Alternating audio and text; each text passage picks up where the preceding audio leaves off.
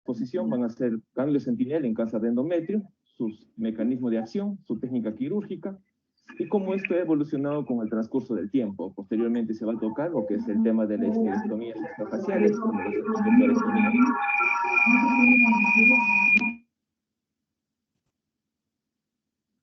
Muy bien, continuando entonces, los objetivos de la siguiente exposición va a ser describir en los pacientes que se debe conocer el estado ganglionar, evaluar la importancia del ganglio centinela, describir los sitios de inyección y tipos de colorantes y determinar el rol en tumores de bajo y de alto riesgo, analizar qué hacer con el área, sobre todo a nivel de la disección lumbosacra. El cáncer de endometrio, como ya todos sabemos, sobre todo a nivel del útero, tiene una red linfática compleja que sigue a los principales vasos sanguíneos que irrigan el útero. Los canales linfáticos que drenan a la porción del fondo uterino van a pasar a través de la porción al infundíbulo pélvico, y estos van a seguir a los vasos ováricos y así sucesivamente hasta los ganglios linfáticos paraórticos. Cabe recalcar que los canales linfáticos que drenan a la parte media inferior del útero viajan a través del ligamento ancho, mientras estos siguen a los vasos uterinos y así sucesivamente hacia los ganglios linfáticos de la pelvis. A su vez, una porción pequeña de la linfa que corresponde aproximadamente entre lo que es del 10 al 15%, van a ir al ligamento redondo y estos van a ir drenando a lo que es el ligamento inguinal superficial. Como resultado de esta compleja red linfática, la metástasis nodales pueden ocurrir teóricamente en cualquier combinación de las cuencas nodales. A su vez, como dato característico, los ganglios a nivel ilíacos externos son los ganglios linfáticos que en la pelvis más comúnmente van a estar implicados en tumores limitados a nivel del útero o que involucren el cuello, ¿no? Cabe recalcar que ya sabemos, que ya hemos tocado esto anteriormente, que la diseminación a nivel del cáncer de endometrio, lo más frecuente es la extensión directa. Obviamente va a existir lo que es la diseminación linfática, hematógena, y sobre todo a través de lo que es las trompas de falopio. Entonces, la interrogante que se presenta a continuación es la linfadenectomía o estadio ganglionar, y sobre todo, ¿a qué pacientes realizar este procedimiento? Muchas veces nos basamos en muchos algoritmos, y el que se presenta ahora es un algoritmo publicado de la Clínica Mayo en el 2014 por el doctor Giorgio Bogliani, basado en factores de riesgo, grados histológicos y sobre todo la profundidad de la invasión del miometrio, en el que va a permitir descifrar cuántos ganglios van a estar afectados, ¿no? Cabe recalcar que en el año 1988 la Federación Internacional de Ginecobstetricia recomendó la estratificación quirúrgica para pacientes con cáncer de endometrio. Sin embargo, 30 años después, el papel de la disección de los ganglios linfáticos sigue siendo controvertido. Cabe recordar que en pacientes con diseminación linfática, la afectación de los ganglios paraórticos ocurre en el 60% de los cánceres de endometrio en tipo endometroides y el 70% de los no endometroides. Por ende, en este artículo, la necesidad de realizar una linfadenectomía se basa en las características del tumor, ya que lo ha mencionado anteriormente en la exposición, tipos histológicos, diámetros del tumor y en la profundidad de invasión del miometrio. Por lo tanto, la linfadenectomía paraórtica se limita a pacientes con al menos de los siguientes ítems que acabamos de mencionar, y sobre todo en los cánceres de endometrio de tipo 2. Y sobre todo que aquellos que tienen una invasión del miometrio mayor al 50%. La linfadenectomía pélvica y paraórtica sistemática se realiza cuando los pacientes tienen una invasión del miometrio mayor al 50% y una histología no endometroide, o pueden ser ambas en sí. A su vez, ¿qué hemos visto?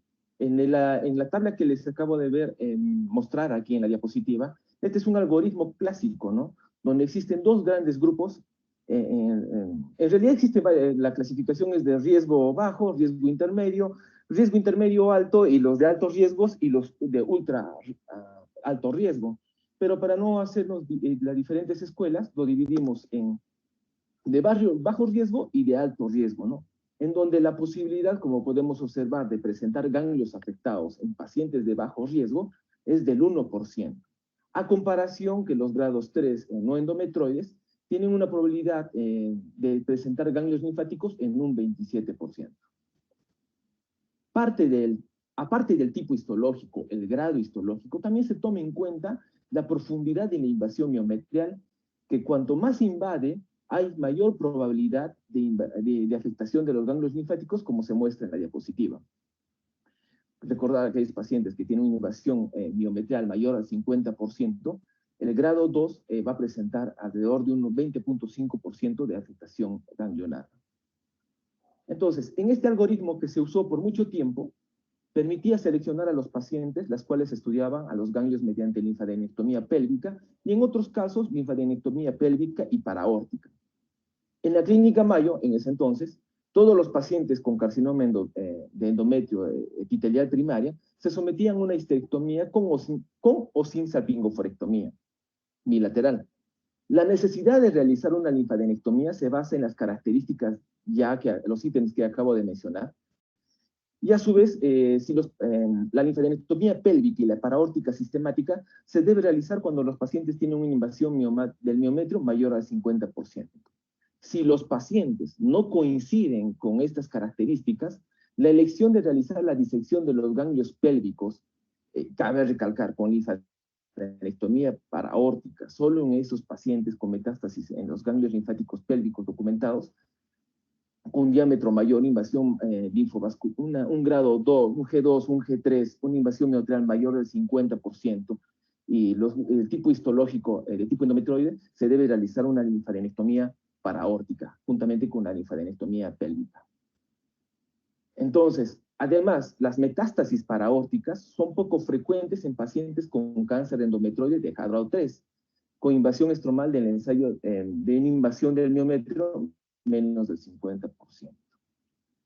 Entonces, justamente al estudiar los ganglios linfáticos de los pacientes, permitían conocer la estratificación adecuada, quirúrgica, y a su vez definir la extensión de la enfermedad, conocer el estadio clínico de la enfermedad, ausencia de métodos confiables para predecir enfermedad ganglionar y evitar lo que es subtratamientos y sobretratamientos. Y así también disminuir los costos de los tratamientos innecesarios y evitar así los efectos adversos y las complicaciones de la linfadenectomía. Y al conocer todo los ganglios linfáticos afectados, nos permitía saber en qué estadio tumoral se encontraba en el paciente. Y esto es lo que se hace en la linfadenectomía pelviana y paraórtica, ¿no? Esto posteriormente lo voy a desarrollar, sobre todo con la cirugía mínimamente invasiva, que ya lo hemos comentado en la anterior exposición, o la cirugía laparoscópica, donde se estudia las áreas ganglionares pelvianas y las cadenas del grupo ilíacos externos, hipogástricos y los obturadores. Y cuando nos dirigimos a la región lumboaórtica con abordaje transperitoneal, es donde se debe realizar una linfadenectomía sistemática hasta los vasos renales, utilizando una linfadenectomía supra e inframesentérica. Cabe recalcar que con el pasar del tiempo, se ha visto que también esta linfadenectomía no solamente se debería de realizar hasta lo que es la linfadenectomía supra e inframesentérica, también deberíamos realizarlo hasta los vasos gonadales, sobre todo en aquellos grupos histológicos de alto riesgo. O en algunos casos, el abordaje extraperitoneal, donde se aborda los grupos ganglionares por el espacio extraperitoneal. El fin era conocer los ganglios linfáticos. Pero, ¿qué es lo que pasa con estos dos procedimientos, ¿no? La linfadenectomía pélvica y la linfadenectomía paraórtica? Se ha visto que con el transcurso del tiempo, se ha visto que es una cirugía altamente compleja, ¿no? Va a presentar complicaciones, sobre todo va a haber algunos tropiezos, sobre todo en la curva de entrenamiento, va a haber falta de recursos y de infraestructura, y la falta de certeza en relación al beneficio oncológico. Porque a continuación, entonces, les traigo este artículo, en el cual en algunos centros todavía de entrenamiento todavía se practica la linfadenectomía lumboaórtica, en el cual muchos centros ya no se practican, ¿no? Por el mismo hecho de las complicaciones y de los ítems que acabo de mencionar. Uno de las complicaciones más frecuentes ha sido el linfocele, entre un 3.5 de 8%, y luego le sigue lo que es las lesiones a nivel de la uretra y vesicales de 0.9 hasta el 2.6%, y así sucesivamente lo que es el daño vascular. Cabe recalcar que de la linfadenectomía se debe hacer a nivel de los vasos de la cava y de la aorta, pero el que fue más afectado fue el de la cava, ¿no? Este es un artículo publicado en el año 2017 con un metaanálisis de más de 6 centros quirúrgicos en Europa. Entonces, ¿Cuál es el papel de la linfadenectomía en el cáncer de endometrio? La última actualización en la NCCN es del 3. Del presente año. Previamente, la linfadenectomía estándar y disección y la valoración era recomendada para todos los pacientes con cáncer de endometrio anteriormente. Sin embargo, actualmente un abordaje personalizado y adecuado a cada uno de los pacientes es indicado en el tratamiento del cáncer del endometrio con la finalidad de evitar el sobretratamiento y las complicaciones. No existe un estudio prospectivo aleatorizado que apoye la linfadenectomía sistemática de rutina. Sin embargo, algunos estudios retrospectivos sugieren que la linfadenectomía puede tener algún beneficio, ¿no? Las principales críticas a los estudios prospectivos europeos que abogan por el beneficio de la linfadenectomía incluían lo que es la selección de los pacientes, la extensión de la disección linfática, una falta de revisión o entrenamiento, falta del patólogo, y sobre todo la falta del poder estadístico inadecuado. Por ende, se plantea la siguiente discusión, ¿no? ¿Cuál es el beneficio de realizar la linfadenectomía sistemática? Otro punto importante fue la dificultad en lograr la curva de entrenamiento, el rol terapéutico que impacta y los resultados oncológicos que podemos tener con la linfadenectomía. A consecuencia de ello, existe otra nueva interrogante que se presenta, ¿no? ¿Existe un medio que nos dé información del estado ganglionar con menos posibilidad de complicaciones y sin afectar el resultado oncológico? Pues sí, ¿no? Entonces, y ahí es donde aparece el famoso ganglio centinela, ¿no? Donde se impone como alternativa de la linfadenectomía completa. A su vez, como objetivo en la NCCN, en la última actualización, cabe recalcar que esta ya está presente desde el año 2013, logra información segura del estado ganglionar y va a permitir planificar tratamientos adyuvantes en el futuro y va a minimizar los daños colaterales de la linfadenectomía completa.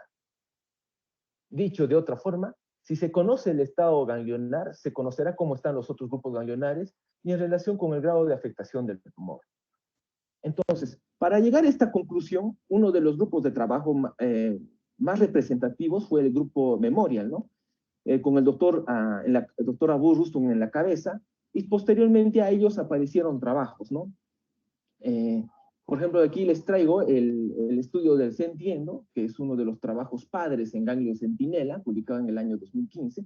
Este es un estudio prospectivo multicéntrico, ¿no? Entre 125 pacientes, en el cual fue un reclutamiento desde el año 2007 hasta el 2009, ¿no? En el cual se estudió los estadios clínicos 1 y 2, ¿no? Ahora, cabe recalcar que todos estos pacientes fueron estadiados previamente, preoperatoriamente con resonancia magnética, y el seguimiento fue a los 50 meses, ¿no?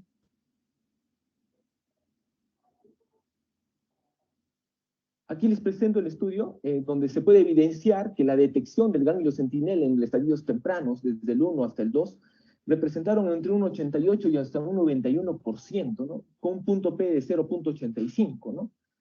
Y así concluyendo que se podría evitar las linfadenectomías de forma sistemática. También se concluyó que podía definir las terapéuticas adyuvantes y reduce los riesgos relacionados a la linfadenectomía recomendada, y se concluyó también que estaba recomendada en tumores de bajo riesgo e intermedio. A su vez, se determinó y aclaró que no había diferencias en el impacto de resultados oncológicos, pero sí se determinó que el ganglio centinela en estos pacientes, entre el riesgo bajo e intermedio, se detectaba mayor cantidad de enfermedad ganglionar. Entonces, a su vez, esto ya lo acabo de mencionar. Y por este motivo, se presenta por este motivo, en todos estos trabajos, esta información se logra incorporar a lo que es el ganglio centinela dentro de la NCCN, ¿no? Donde nosotros consultamos a la hora de tomar decisiones. El grado de la etapa quirúrgica para evaluar el estado de la enfermedad depende de los resultados preoperatorios e intraoperatorios y se recomienda experiencia multidisciplinaria como grado de recomendación. Ahora, entonces, desde hace un tiempo, desde el año 2013, que ya lo he mencionado, esta información está junto en la NCCN y existe también lo que se va a hablar más adelante, cómo usar los colorantes, dónde administrarlos y sobre cómo va a ser su mecanismo de acción. Sobre todo, para llegar a ser un buen ganglio centinela en cáncer de endometrio, se debe hacer el seguimiento de la guía, donde se expone este algoritmo, ¿no? Que es identificar los ganglios centinelas siempre en forma bilateral. Y en el caso de que un ganglio sea positivo solamente unilateral, siempre se debe de completar la disección pélvica en el ganglio que fue negativo. Posteriormente ha sido hacer la evaluación peritoneal y serosa y el lavado. Y aquí hay un ítem muy importante que está en la última premisa del recuadro celeste, donde si encontramos un ganglio sospechoso y es negativo para la congelación, pero para nosotros los cirujanos es positivo, se debe de realizar la excisión completa de este ganglio, ¿no? Y esto queda como discreción, queda a discreción del cirujano, ¿no? Como ítem principal en el último. Desde hace un tiempo, el ganglio centinela ha sido evaluado y avalado por la NCCN, y las guías, como podemos observar en el recuadro rojo, ya lo ponen como un ítem, un hincapié a nivel que todos los pacientes de riesgo bajo e intermedio deben de ser sometidos a ganglio centinela. A su vez, hay un término que lo pone como, lo define como ultraestadificación, ¿no? La ultraestadificación es la técnica que consiste en la evaluación de la micrometástasis en grupo de tumores mayores entre 0.2 a 2 milímetros y otras células tumorales aisladas menores o iguales a 0.2 milímetros. Ahora, la inmunistoquímica se va a realizar en ganglios negativos donde se usaron hematoxilina y eosina, por lo que el patólogo debe de estar entrenado para este tipo de estudio y para determinar las micrometástasis. Por lo cual, como dentro del ítem de la NCCN, recalca que todos los patólogos deben hacer la ultraestadificación cuando nosotros realizamos el ganglio centinela en cáncer de endometrio. Entonces, ahora empezamos con algunas cuestiones técnicas. Nos hacemos dos tipos de preguntas, ¿no? ¿Dónde colocamos el contraste y cuál es el mejor contraste? Dentro de la primera premisa, les traigo este artículo en el año 2009, donde se hace el mapeo de los ganglios linfáticos centinela para el cáncer de endometrio. Cabe recalcar aquí que en el estudio indica que se puede realizar primeramente dos tipos de técnica, ¿no? Se debe infiltrar, sobre todo a nivel de cuello uterino, en el radio 3 a radio 9, otra técnica que se puede realizar en los 4 cuadrantes, 3, 9, 12 y 6, a nivel del cervix. Ahora, ¿cuántos colorantes podemos utilizar? Podemos ser 3 tipos. Puede ser con tenesium 99, puede ser Patent Blue, o puede ser con el verde metilcianina de tipo fluorescencia. Actualmente, en este artículo solamente se ha utilizado lo que es el tenesium 99 mixto con el Patent Blue, donde se evidenció que un total de 145 pacientes con ganglio centinela fueron identificados y examinados por patólogos. De estos, el 58 pacientes, que equivalían al 40%, se localizaron en la pelvis derecha, y el 38% se localizaron en la pelvis izquierda. Además, se identificó que el 3% solo estaban en los ganglios paraórticos y 1% estaban, ganglios paraórticos derechos, y el 1% estaba en los ganglios paraórticos izquierdos. ¿Qué se concluyó con este estudio? Que el ganglio centinela con Patent Blue se evidenció que había muy poca captación a nivel de los ganglios paraórticos derechos y ganglios paraórticos izquierdos. Ya me voy adelantando, en los cuales se evidenció que mayor tinción a nivel de los ganglios paraórticos es el verde indocianina, ¿no? Entonces, se confirmó con estas técnicas mixtas, con el tenesium 99 y el Patent Blue, los sitios anatómicos más comunes de los que identificaron los ganglios centinela, en orden decreciente, fueron los ganglios ilíacos internos, que un 36%, y los ganglios ilíacos externos a un 30%. A nivel del obturador fue un 23%, y el ilíaco común fue de un 8%, y el paraórtico en un 3%. En general, la mayoría de los pacientes que fueron detectados ganglios centinela se ubicaron en los ganglios linfáticos pélvicos, como ya lo hemos dicho, sobre todo en los ganglios ilíacos, obturadores externos e internos, que se incluyen comúnmente en las plantillas de la linfadenectomía pélvica total, ¿no? Bilateral, de rutina. Esto ya lo hemos conversado. Entonces, en la actualidad, ¿dónde es el mejor lugar de administración del colorante para hacer ganglio centinela? Este es un artículo artículo, he revisado todas las páginas científicas, donde les traigo, este es un artículo publicado en el año 2017, y que ha demostrado mejor utilidad y mayor efectividad la localización y administración del ganglio centinela a nivel del cuello uterino. Detecta mayor cantidad de ganglios de forma bilateral, y sobre todo a nivel del cuello uterino, y sobre todo la inyección cervical detecta aproximadamente el 80%, ¿no? Aquí les traigo el video, como podemos observar, en esta oportunidad no le está instilando lo que es el azul patente, está instilando lo que es el verde en indocianina. Como lo dije en un inicio, la técnica puede ser en radio 3 a 9, o puede ser en radio 12 a 6. Muy bien, entonces, ¿cuál es el mejor contraste? Esa es otra de las interrogantes que se presentan. A su vez, cabe recalcar que en muchas instituciones, aquí en Sudamérica, ya se cuenta con lo que es el Patent Blue, el Tessinetio 99, ya se cuenta lo que es el verde indocianina.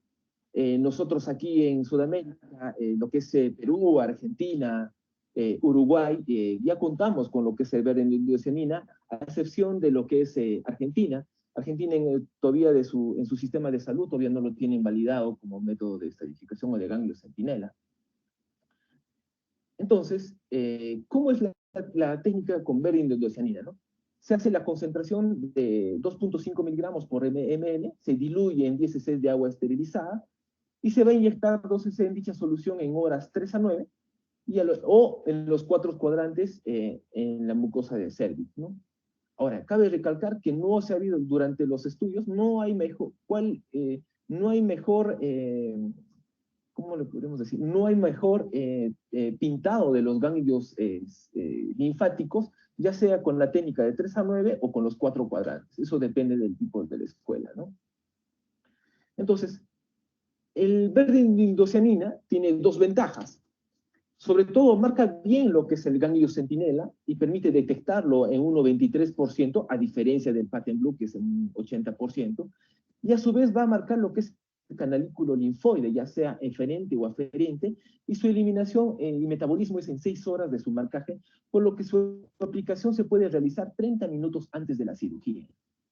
Ahora, su velocidad de diseminación, a diferencia del Patent Blue, este es de 0.1 segundo por centímetro cuadrado, a diferencia del Patent Blue, que es de 0.5.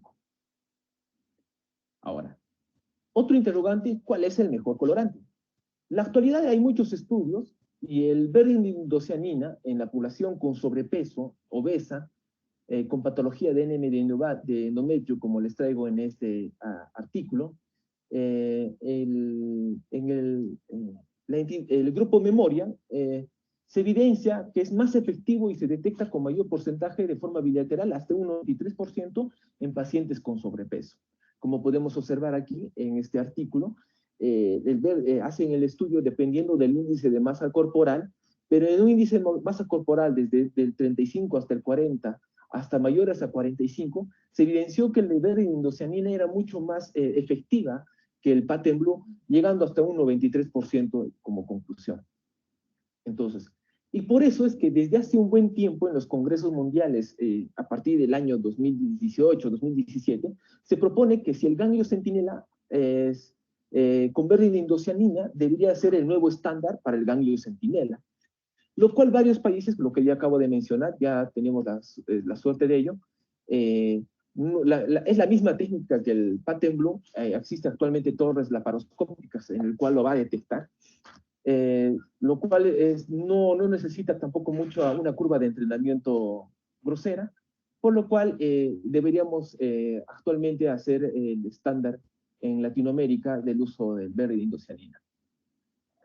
Muy bien, entonces, una de las ventajas también que tiene este verde indocianina, no modifica el plan quirúrgico, permite una segura visualización e identificación de los ganglios y de los canalículos, y la escala de colores permite diferenciar los ganglios, canalículos y tejido secundario linfoides.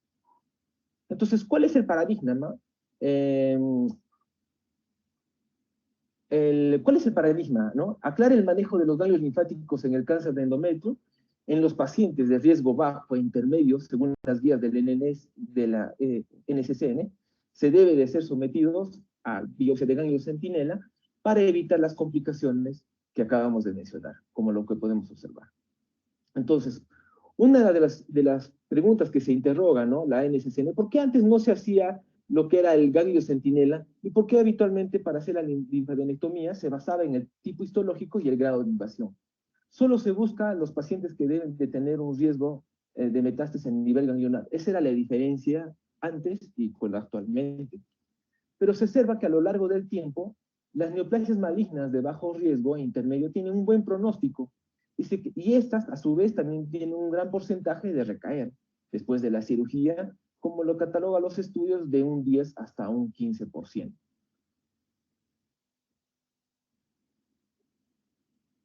Entonces, este es el algoritmo clásico donde existen dos grandes grupos, ya lo hemos mencionado.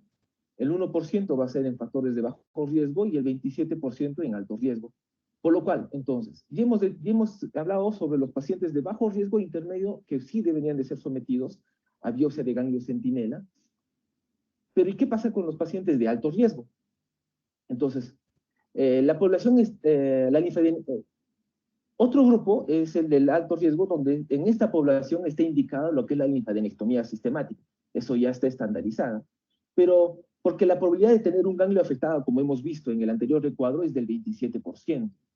30% de enfermedad a distancia al momento del diagnóstico y 28% de ganglios positivos. Entonces, puede haber un posible impacto de la linfadenectomía en la sobrevida, es una de las grandes interrogantes. Entonces, aquí ese es un estudio de la doctora Pamela Sullivan, en el cual los pacientes de grupo riesgo, existen datos y la bibliografía y este artículo en el cual está indicado el ganglio centinela. Aquí también les traigo otros estudios desde el año 2017 y el último del 2019, donde eran grupos donde han cambiado lo que era la linfadenectomía sistemática por el ganglio centinela y su estudio respectivo hasta la actualidad, ¿no?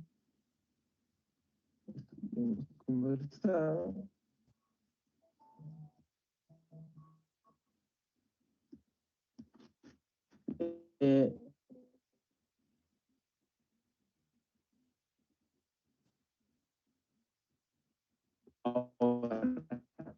este es hay un bomba aórtica, porque si tenemos, ya tiene la indicación mediante la congelación, por lo tanto, el área lumboaórtica se reserva cuando existe ganglios positivos en la imagen o el estudio del estadiaje preoperatorio, ¿no?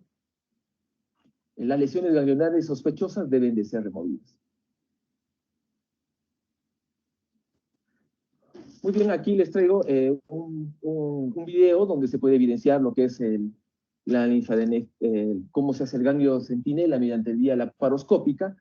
La disección del espacio, como podemos observar, pararectal es el primer paso y se incide mediante una incisión paralela hacia los vasos ováricos.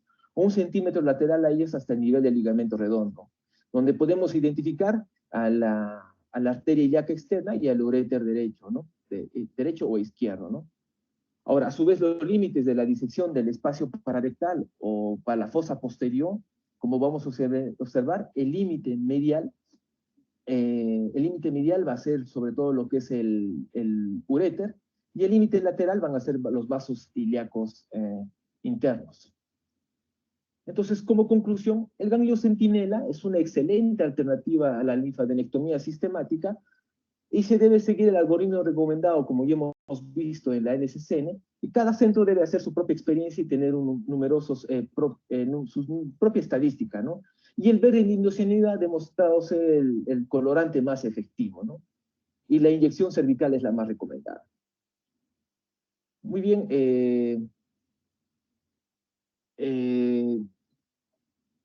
como en la siguiente tabla podemos observar cuál va a ser el tratamiento quirúrgico según la NCCN. El tratamiento quirúrgico de un enema de endometrio, como podemos observar, es la histerectomía total o extrafacial más una salpingoforectomía, independientemente de lo que es la linfadenectomía que ya se ha hablado en la anterior capítulo en la parte 1. Muy bien, no voy a hablar mucho de lo que es la clasificación de las histerectomías, esto se va a mencionar posteriormente más detalladamente, lo que es el tema de cáncer de cervix. pero la extrafacial en sí es la remoción de tejido pericervical hasta la cúpula vaginal. Cabe recalcar que el uréter no necesita ser desechado y no es resección del parametrio, ¿no? El plexo hipogástrico se conserva. Como en el estudio no lo voy a mencionar porque estamos un poco cortos del tiempo. Y entonces dentro de la clasificación de Kellogg y Moro, pues, utiliza utiliza letras en su clasificación, puede adaptarse a la cirugía abierta, vaginal o laparoscópica o robótica. Ya hemos hablado del tipo A, que es la histerectomía extrafacial, donde acabo de mencionar que el uréter no va a ser desechado, el plexo hipogástrico va a ser conservado, y la remoción de tejido pericervical hasta lo que es la cúpula vaginal. La disección de los ganglios linfáticos, que van a estar divididos por 4 niveles: el nivel 1, que va a ser la ilíaca externa a interna, y el nivel 2, que va a ser sobre todo a la ilíaca común, y el nivel 3 a los aórticos y los inframesentéricos, y el nivel 4 a los aórticos infrarrenales. Cabe recalcar que dentro del paciente, ya sea independientemente de ya sea cirugía laparoscópica abierta perdón, laparotomía, una cirugía abierta o laparoscópica, el paciente debe estar en decúbito dorsal. En una cirugía abierta, la incisión es infraumbilical, y dependiendo de su ampliación, se puede ampliar esta en forma supraumbilical. Posteriormente vamos a hacer la citología peritoneal. El lavado se debe hacer con 200 cc de solución salina, que se fija con igual cantidad de alcohol o con la misma cantidad de formol. Las muestras tomadas tienen un orden para hacer la citología peritoneal. Primeramente hacemos el saco de Douglas, posteriormente las correderas. Posteriormente subimos a nivel de los parietocólicos, a nivel de cada hemiodiafragma. La exploración, una parte importante de cualquier procedimiento abdominal o pélvico debe ser la exploración de toda cavidad abdominal. Los siguientes órganos deberían ser evaluados en la región epigástrica, sobre todo lo que es el vaso, el hígado, el diafragma y la vesícula biliar. El omento, el colon transverso, ascendente y descendente, sobre todo incluyendo también el apéndice, y en ambos espacios paracólicos, ¿no? A su vez, en la pared posterior de la cavidad abdominal debemos de evidenciar sobre todo las regiones paraórticas y paracabales, en disección craneal al cuerpo y sobre todo a la cabeza del páncreas. A su vez de eso nos vamos a dirigir lateralmente hacia ambos riñones. Durante el procedimiento se debe realizar la palpación cuidadosa, sobre todo de la vesícula biliar, el diafragma, y así como ambos lóbulos hepáticos. El espacio paracólico, el colon, el vaso y el riñón izquierdo y derecho, así como el retroperitoneo con disección craneal hacia el páncreas.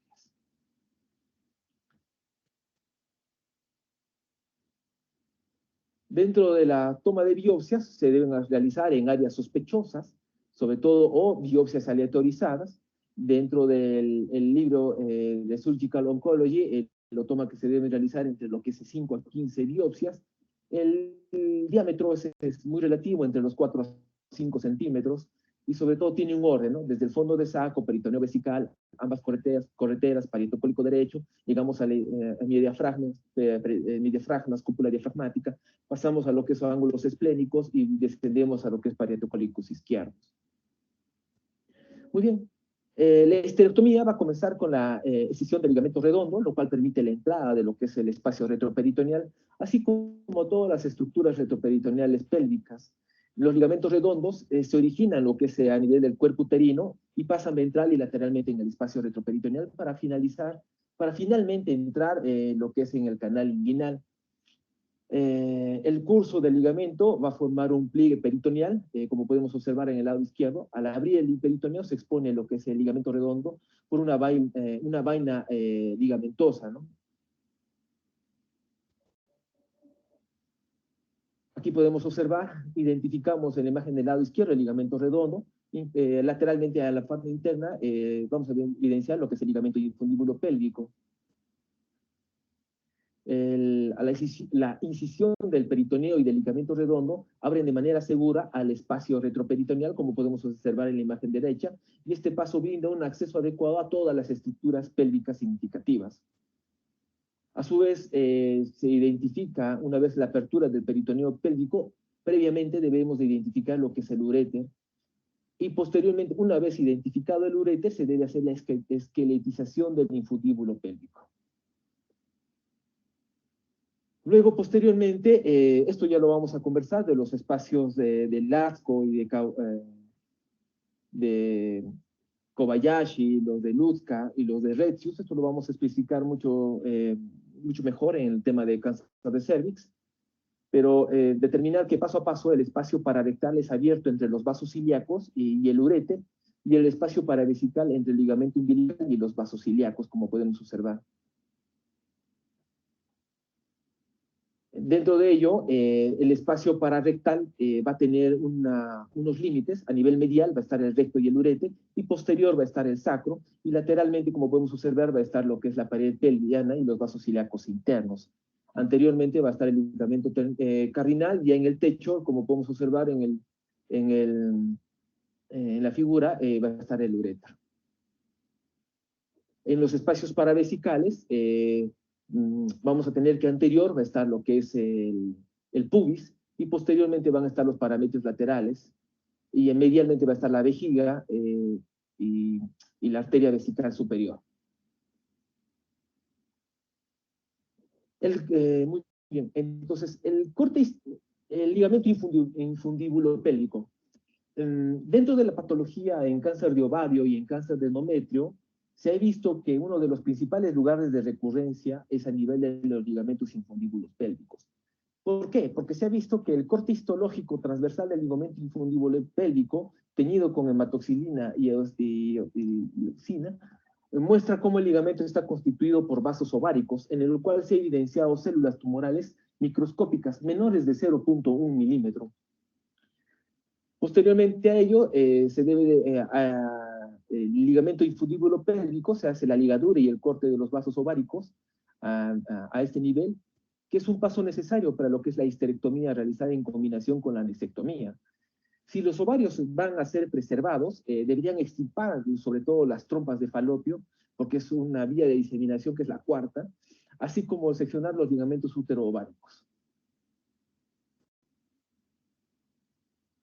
El sitio más frecuente de daño a nivel del uréter durante la histerectomía es la ligadura de los vasos ováricos. Toda histerectomía con anestectomía debe incluir como un paso estándar la apertura del retroperitoneo, identificación del uréter, y solo entonces así la ligadura de los vasos ováricos, ¿no? Posteriormente, en caso de preservación ovárica, se debe dejar suspendidos, o sobre todo en la pelvis, para evitar que se adhieran sobre todo a la cúpula vaginal, lo cual es una causa de dispareumia profunda, así como también evitar que sean afectados por la radioterapia, ¿no? En caso que sea necesario radiar a la pelvis, ¿no? En caso de patología sea de cervix, por ejemplo, ¿no? El sitio de localización de los ovarios puede dejarse marcado con hemoclips para facilitar su identificación en el momento de realizar la planeación previo a la administración de la radioterapia. El uréter, la lesión ureteral durante la histerectomía ocurre más comúnmente durante la ligadura de los vasos ováricos, ¿no?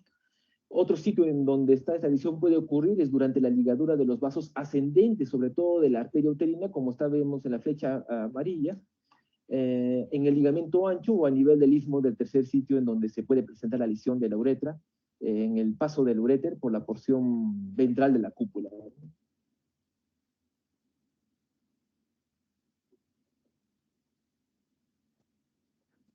Muy bien, la arteria uterina se origina sobre todo de la arteria ilíaca interna y en la mayoría de los casos o de su rama de la arteria umbilical.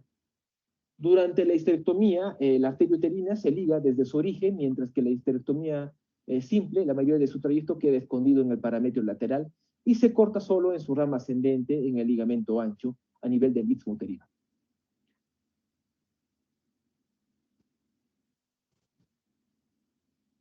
Muy bien. Entonces, una vez esto, nos extendemos hacia lo que es la cúpula vaginal, hacemos una disección en forma oblicua para la extracción de la pieza y la sutura de la cúpula vaginal posteriormente. En doble plano con sutura absorbible y...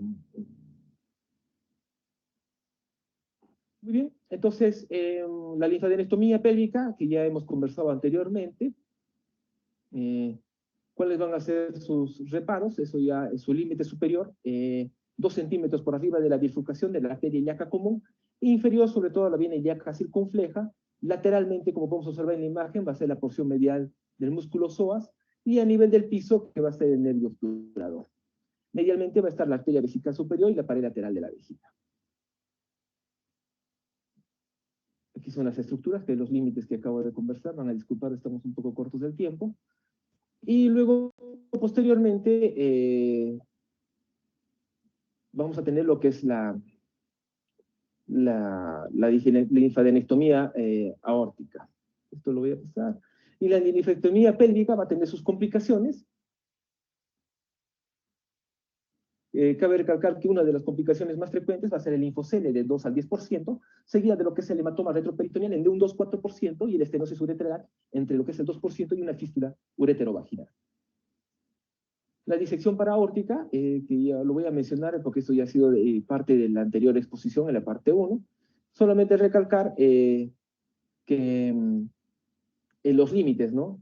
En el cáncer de endometrio, que actualmente el estándar es que nos extendamos hasta lo que es la linfadenectomía paraórtica y también a los vasos gonadales. Muy bien, cabe recalcar que primero se debe de hacer sobre lo que es identificamos la vena cava y se debe hacer la disección hacia el lado derecho, y una vez identificado la aorta se debe hacer sobre todo la linfadenectomía de los ganglios al lado izquierdo.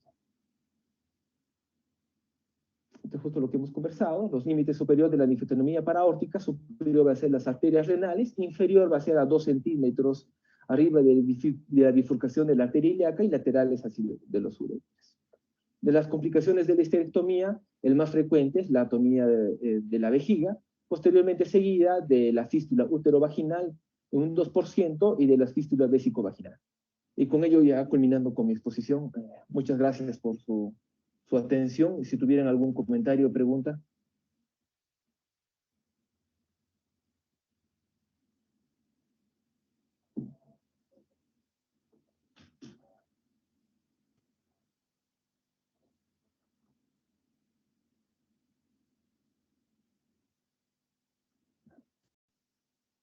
Doctores, si tuvieran alguna pregunta o comentario.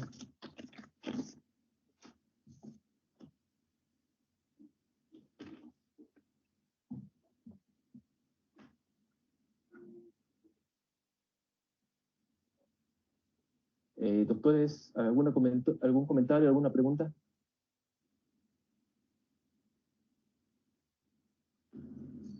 No sé si el doctor Medina está, tenía un comentario de la semana pasada, no sé si pudiera complementar ahora, ¿no? Un comentario pendiente había. Sí. Que se cortó, ¿se acuerdan?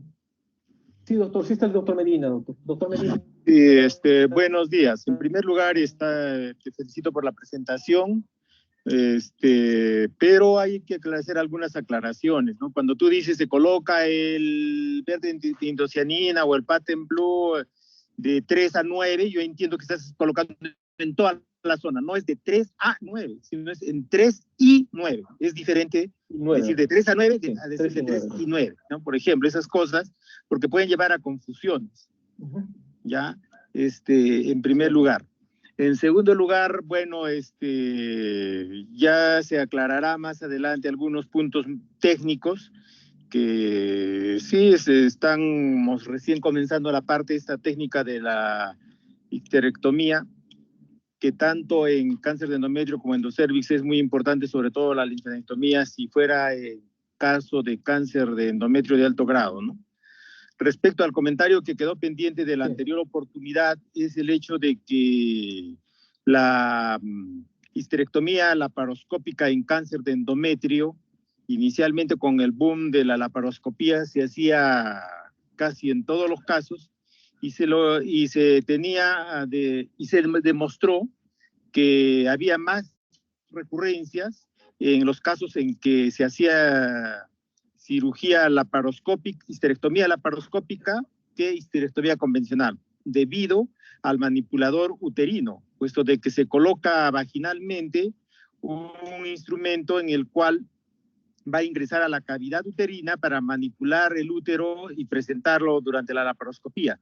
Y esto originaba la diseminación neoplástica, motivo por el cual estudios posteriores al 2017 ya están recomendando que en el caso de cáncer de endometrio se debería continuar con la histerectomía convencional mientras no se logre realizar de alguna otra forma más segura la movilización uterina que se requiere para la laparoscopía y que no sea con un manipulador uterino intracavitario, ¿no? Esa era la observación. Entonces, por lo tanto, actualmente hay controversia entre cuál es mejor en este momento para cáncer de endometrio, la histerectomía laparoscópica o la convencional. Esa era la aclaración que quería hacer en la anterior oportunidad. Muchas gracias, doctor Medina. Si habrían algún otro tipo de comentario para finalizar la exposición.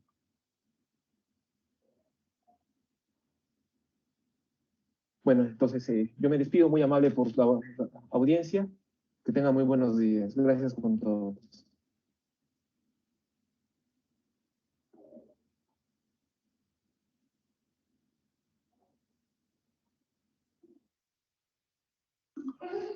Muy bien, Erich, muy claro, muy bien presentado, muy organizado, tu tiempo bien medido, fíjate, has acabado justo, has dado tiempo para las intervenciones, te felicito.